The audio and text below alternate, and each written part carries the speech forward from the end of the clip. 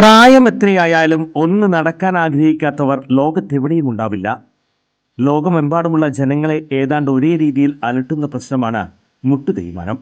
45 കഴിഞ്ഞവർക്ക് മുട്ടുതേയ്മാനം കണ്ടുവരുന്നുണ്ട്. മുട്ടുതേയ്മാനം സംഭവിച്ചവർ മുട്ടുമടക്കാൻ പോലും കഴിയാതെ വീടിനുള്ളിൽ ഒതുങ്ങിക്കൂടേണ്ടി വരുന്ന അവസ്ഥയാകും. അത്തരം രോഗികളുടെ ജീവിതം തന്നെ മാറുന്ന വിധത്തിൽ നൂതന സാങ്കേതിക വിദ്യ ഉപയോഗിച്ചുള്ള ശസ്ത്രക്രിയ പ്രചാരം നേടിക്കഴിഞ്ഞു. കൃത്രിമ മുട്ട് മാറ്റിവെക്കുന്നതിനായി സാങ്കേതിക വിദ്യ സ്വന്തം പരീക്ഷണാടിസ്ഥാനത്തിൽ കണ്ടെത്തുകയും അതിൽ വിജയം കാണുകയും ചെയ്ത വ്യക്തിയാണ് ഡോക്ടർ പ്രേംകുമാർ. വടക്കാഞ്ചേരിയിലെ മാക്സ് കെയർ ഹോസ്പിറ്റലിലാണ് ഡോക്ടർ സർവീസ്. ഇവരുടെ ഈ സേവനം എന്നെ കേൾക്കുന്ന നിങ്ങൾക്ക് ആർക്കെങ്കിലും ആവശ്യമുണ്ടെങ്കിൽ ഡോക്ടറെ കോണ്ടാക്ട് ചെയ്യണം. അങ്ങനെ നിങ്ങളുടെ ബുദ്ധിമുട്ടുകൾ മാറ്റട്ടെ. ഞാൻ എൻ്റെ ജീവിതത്തിൽ എത്രയും ചിന്തിക്കാറുള്ളൂ, ഞാൻ കാരണം ഒരു മനുഷ്യന്റെ ബുദ്ധിമുട്ടുകൾ മാറ്റാൻ പറ്റിയാൽ, എല്ലാ ബുദ്ധിമുട്ടും അവന്റെ മാറ്റാൻ നമുക്ക് പറ്റില്ല, ഒരു ബുദ്ധിമുട്ടെങ്കിലും മാറ്റാൻ രണ്ടെണ്ണം മാറ്റല്ലേ, രണ്ടല്ല 2 ബുദ്ധിമുട്ട് മാറ്റാം കേട്ടാ.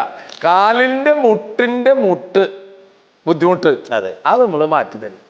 ചുരുക്കി പറഞ്ഞാൽ ഈ വടക്കാഞ്ചേരിക്കാരൻ ഡോക്ടർ പ്രേംകുമാറിന് മുന്നിൽ മുട്ടുമടക്കാത്തവർ ആരും ഉണ്ടാകില്ല.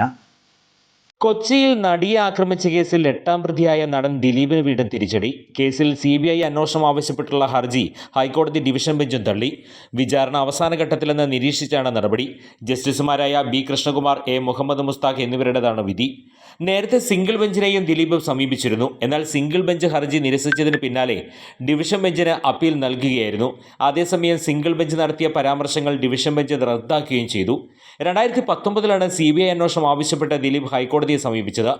സുതാര്യവും പക്ഷപാതരഹിതവുമായ അന്വേഷണത്തിന് CBI അന്വേഷണം ആവശ്യമെന്നായിരുന്നു ദിലീപ് ഹർജിയിൽ ചൂണ്ടിക്കാട്ടിയത്.